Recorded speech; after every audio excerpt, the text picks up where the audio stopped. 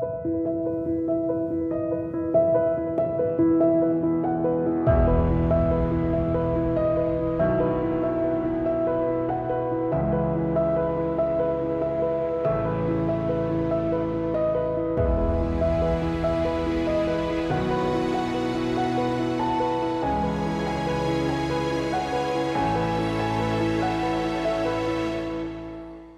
for being here.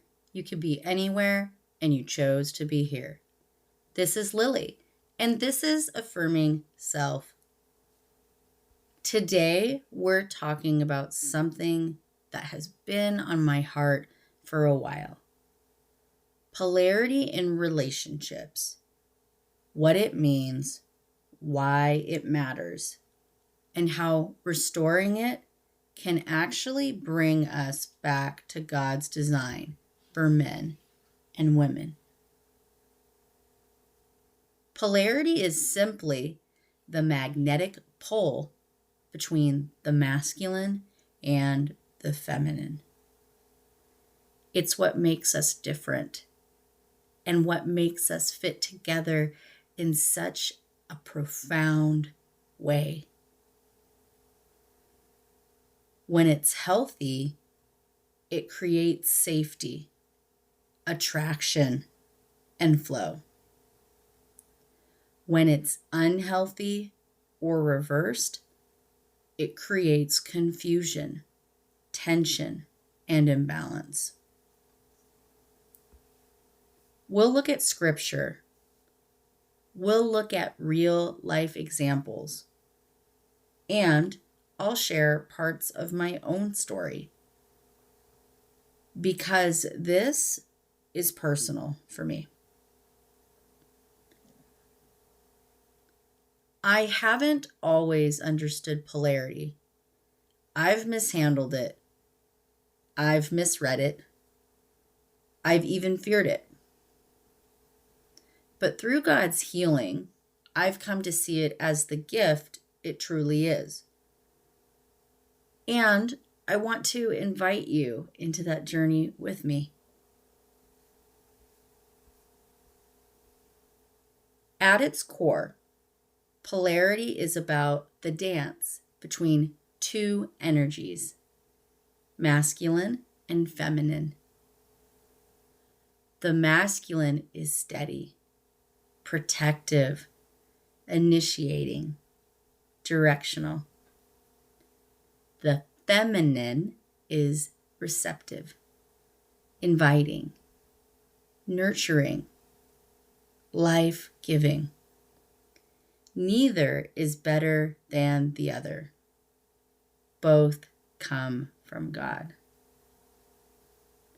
Genesis 1:27 says, "So God created mankind in his own image." In the image of God, he created them, male and female. He created them. In Genesis 2, we see Adam formed from the dust, and then God says, it's not good for him to be alone. So he creates Eve as a helper fit for him. In Hebrew, the words are ezer, kenegdo. Ezer means helper, but not in a lesser sense. It's the same word used for God as our helper. And kenegdo means corresponding to or opposite of. That means the very design of man and woman is complementary. Different, yes. Distinct, yes. But equal in worth. Reflecting his image together. When polarity is honored, relationships thrive. When it's distorted, there's dissonance. When polarity is honored, relationships thrive. When it's distorted, there's dissonance.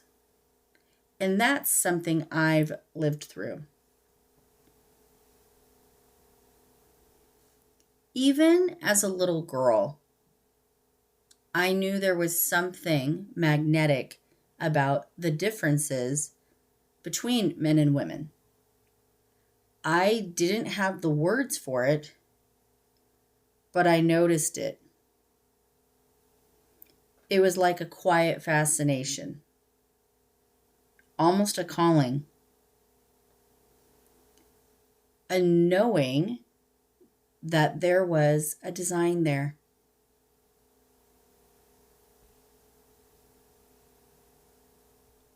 I would see it in the simplest ways.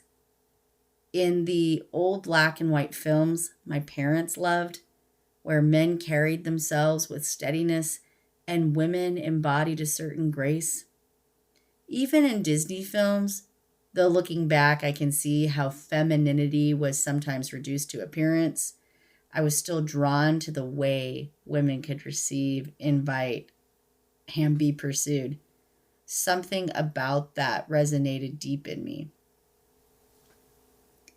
I saw it too in photographs of my grandparents.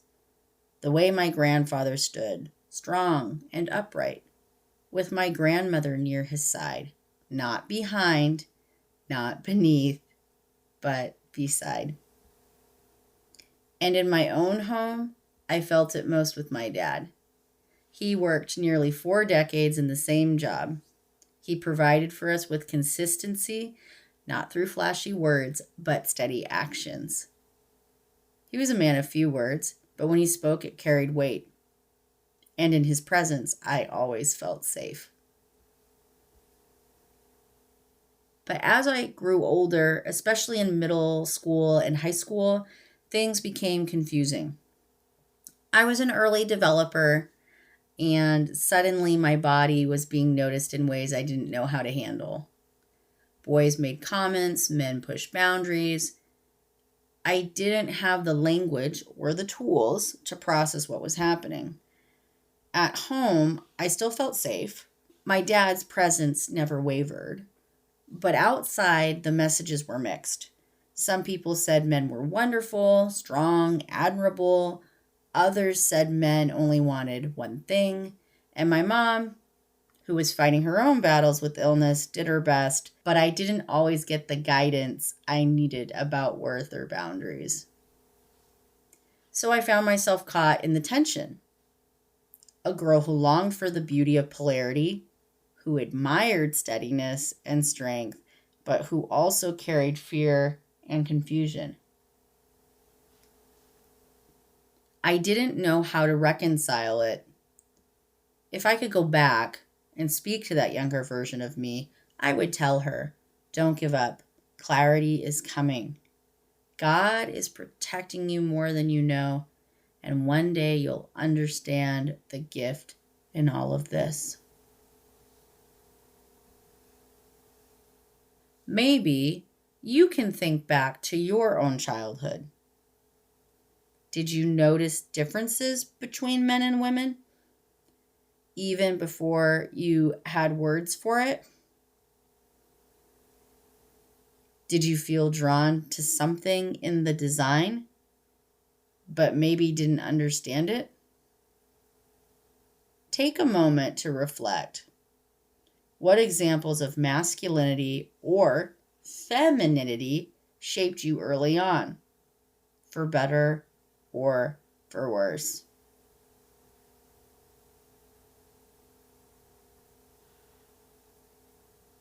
The problem comes when polarity gets distorted, when desire gets expressed outside of God's design, when strength becomes control, or when receptivity becomes passivity. That distortion was written into my story early, and it planted fears in me that took years to unravel.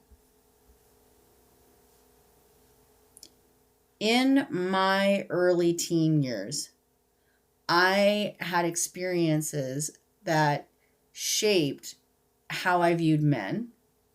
And honestly, they left me more confused and guarded than grounded.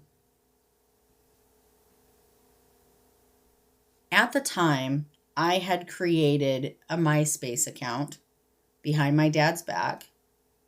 I would log into online chat rooms, just curious, just exploring. To me, it felt harmless, but looking back, I can see how unsafe it really was. There were people, often older, asking me for pictures, saying things I didn't understand, pushing conversations into places I wasn't ready for. I didn't have the language to name it then, but I know now. It was grooming, it was predatory. Those moments planted seeds in me. They whispered that my value was in what I could offer or reveal, not in who I was. And I carried that confusion into the rest of my adolescence. High school only made it louder. Boys began making comments about my body, asking invasive questions, treating me like my worth was tied to their desire. I remember one moment so clearly. A boy told me exactly what he wanted to do to me in detail, and then, as if it was normal, he asked me out. I froze. My stomach dropped. I felt embarrassed, exposed, unsafe. I had no idea how to respond. And it wasn't just peers. I even had a teacher, someone who should have been safe, make an inappropriate comment about my body. Again, I froze. And it reinforced this belief that being noticed by a man wasn't safe, that masculinity and desire were threats, and I had to brace myself against. I wish I could say I had someone to guide me through it, but I didn't. And so for years, I lived with this false belief that if a man saw me, I wasn't protected, that to be noticed was to be in danger.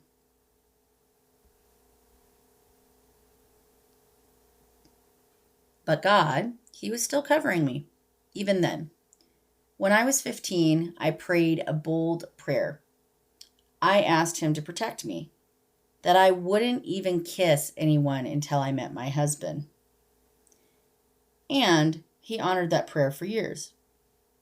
At the time, I didn't realize just how much that prayer was a lifeline, how much it was shielding me from harm I couldn't see. Now, with hindsight, I understand something I couldn't have then. Desire itself isn't wrong. Masculine strength isn't wrong. Those in their God given design are actually gifts. But outside of that design, they become distorted. They feel like pressure. They feel like danger. And it's taken years of healing for me to separate what I experienced in the brokenness from the beauty that God created. Today, I can see the difference. But back then, I only knew the fear.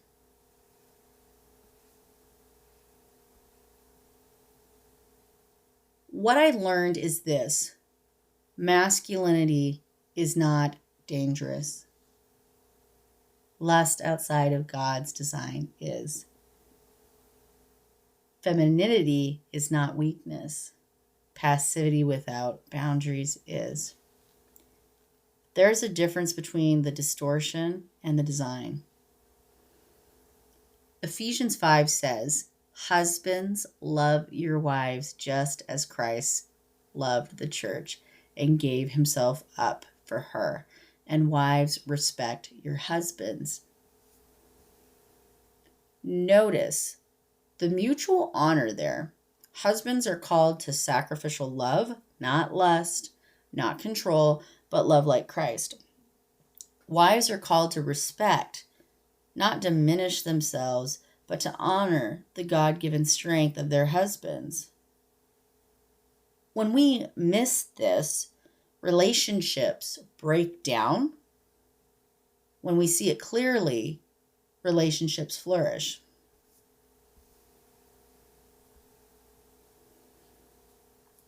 When I think about mishandling true masculinity, it's not that I set out to do anything wrong.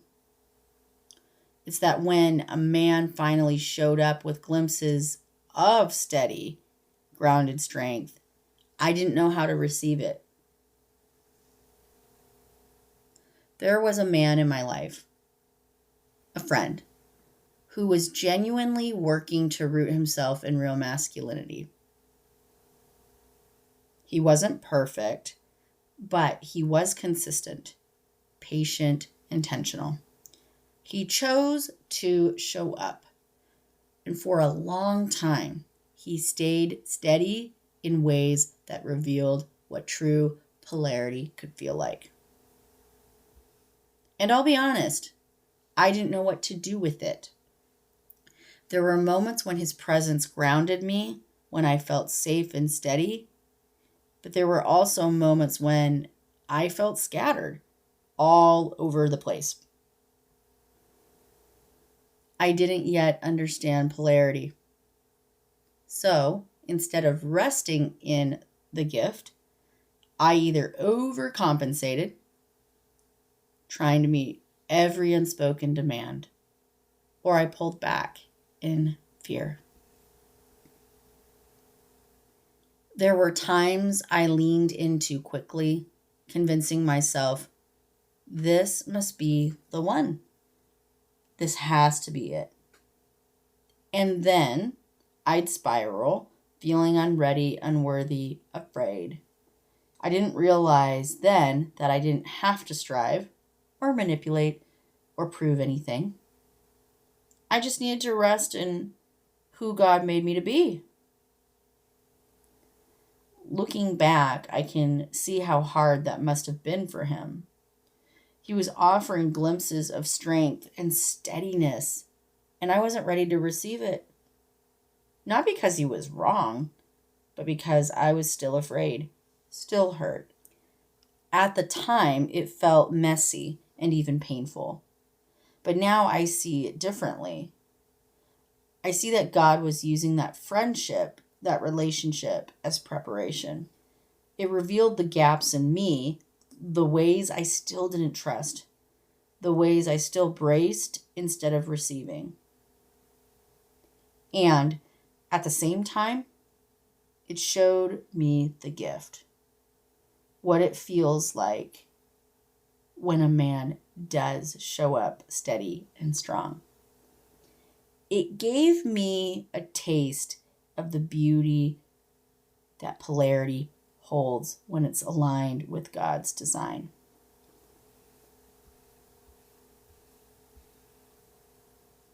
So today, I don't see that season as failure. I see it as God keeping a promise to me, preparing me for marriage, teaching me both the responsibility and the beauty of polarity, and reminding me that true masculinity really is a gift, but one that I can only receive fully when my heart is healed in Him first. Maybe you've had moments where someone showed up steady and you didn't know what to do with it. Maybe you leaned in too quickly. Or maybe you pulled away out of fear. Ask yourself, how do I respond when true strength or true femininity shows up in my life? Do I receive it or do I brace against it?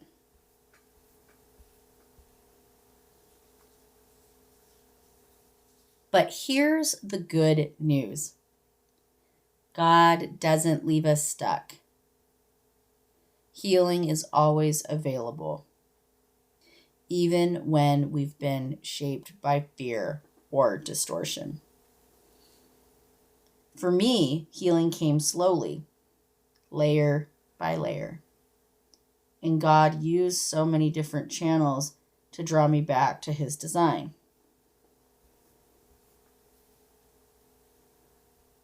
My healing didn't come all at once. It came in layers through different channels God used to reach me.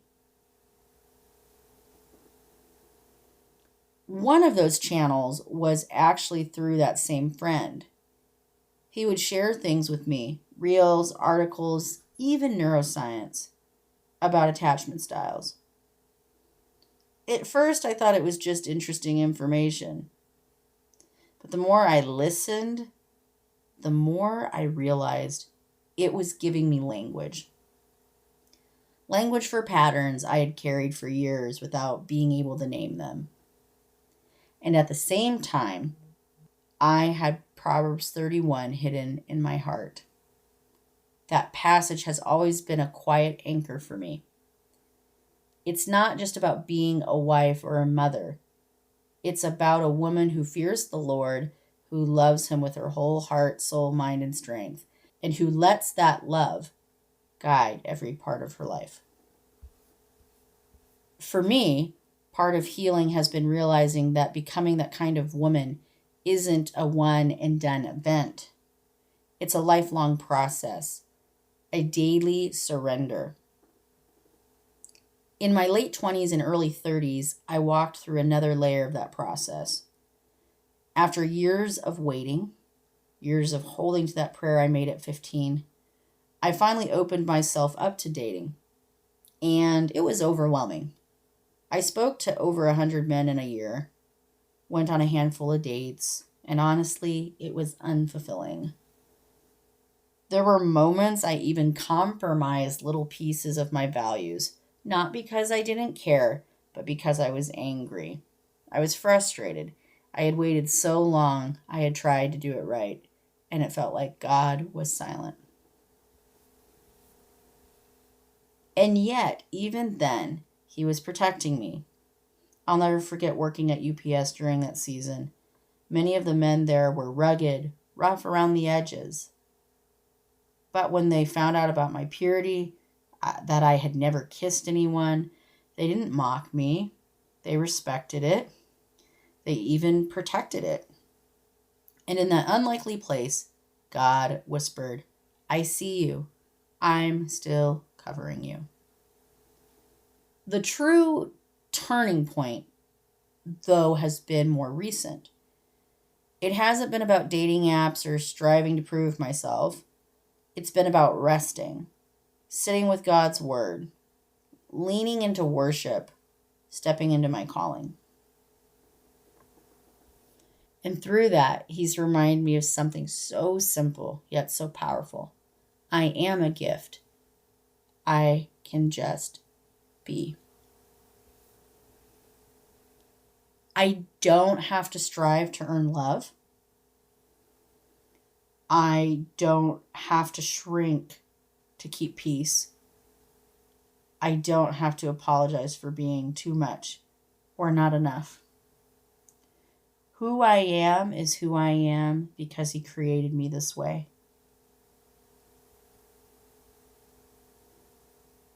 Who I am is who I am because he created me this way. Looking back now, I can see his faithfulness. Even when I got tired and went my own way, he covered me. Even when I stumbled, he was steady. My healing hasn't been about becoming perfect. It's been about learning to receive his grace, his timing, his design. It's been about learning to receive His grace, His timing, His design. And that's what allows me now to embrace polarity, not as a threat, but as the beautiful gift that it truly is. Proverbs 31 has always been my quiet heartbeat.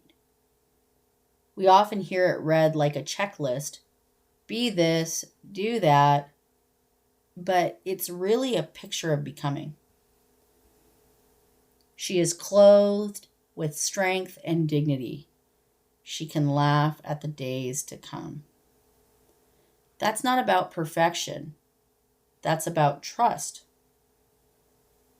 She considers a field and buys it out of her earnings. She plants a vineyard.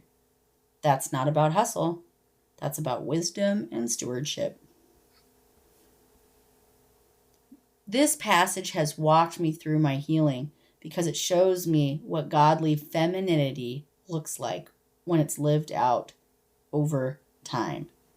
Strength rooted in Him, dignity that can be shaken, and a life that blesses others.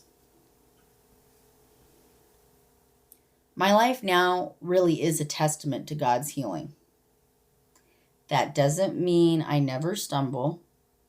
There are still moments when I fall, but every single time I choose to surrender again to the Lord.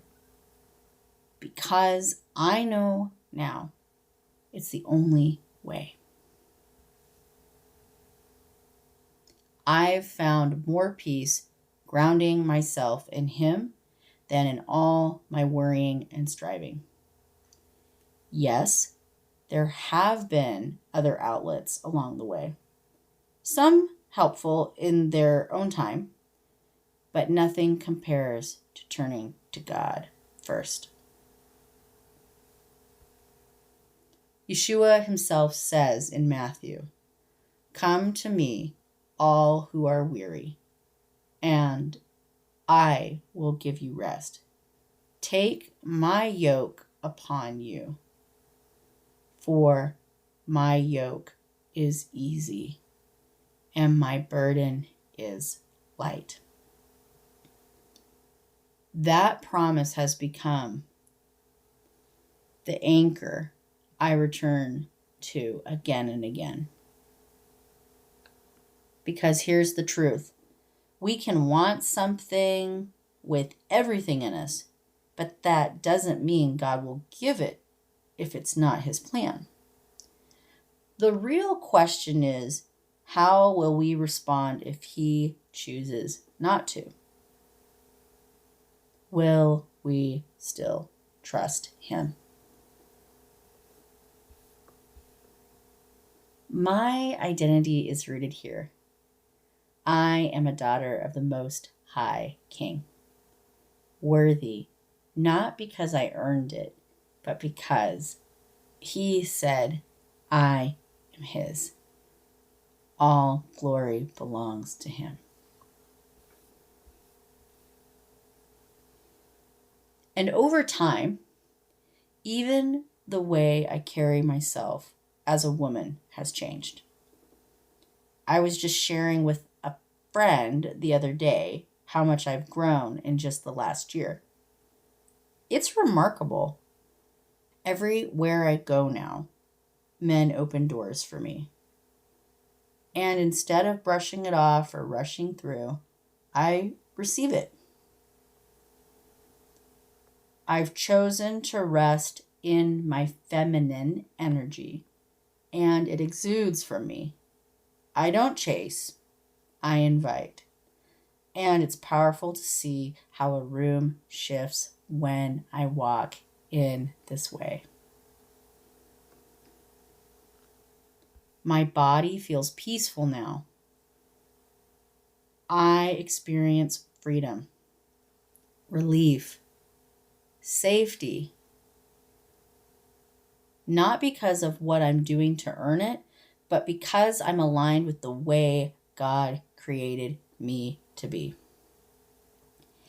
And here's the beautiful thing. When I operate in that alignment, it doesn't just change me, it allows others to be who they are too.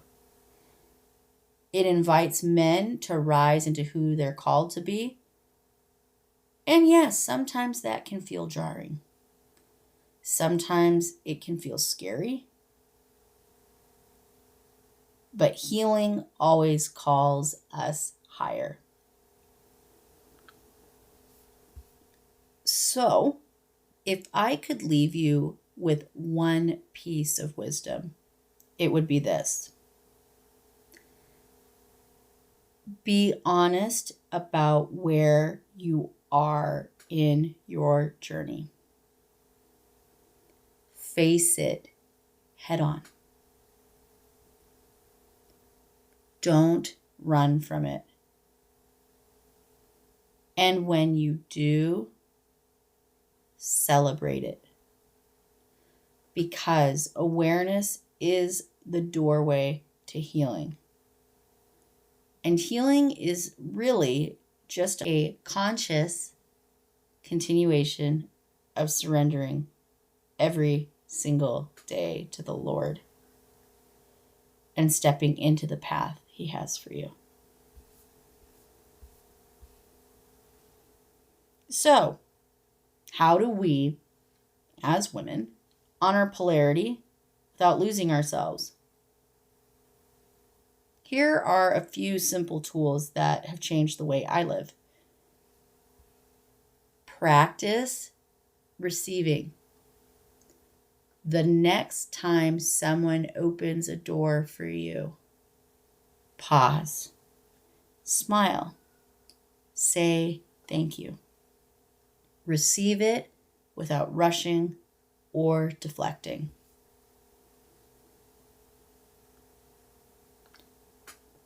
Redirect softly. If a man offers something you don't align with, instead of controlling, redirect with grace. For example, I appreciate that, but what would really help me is this. That honors him while honoring yourself. Rest daily. Build moments into your life where you are not producing or performing, just being. Whether it's journaling, worship, or a walk outside.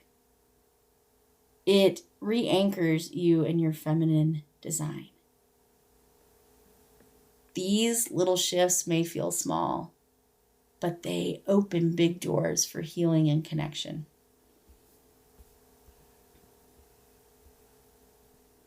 Polarity isn't about power struggles. It's not about dominance or weakness. It's about God's design. The beauty of man and woman reflecting Him together. My hope is that if you've wrestled with polarity, or mishandled it, or feared it like I once did, that you see this truth. You are fearfully and wonderfully made.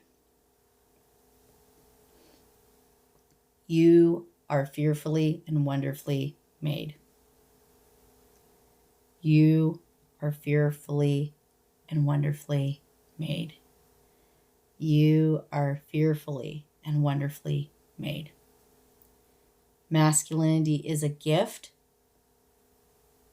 Femininity is a gift. And when we honor them as God intended, relationships flourish. If this episode blessed you, share it with a friend. Like, comment, subscribe. It really means so much. Thank you for being here. You could be anywhere, and you chose to be here. This is Lily, and this is Affirming Self. Until next time, wherever you are in the world, whether it's morning, noon, or night, I hope you have a good day.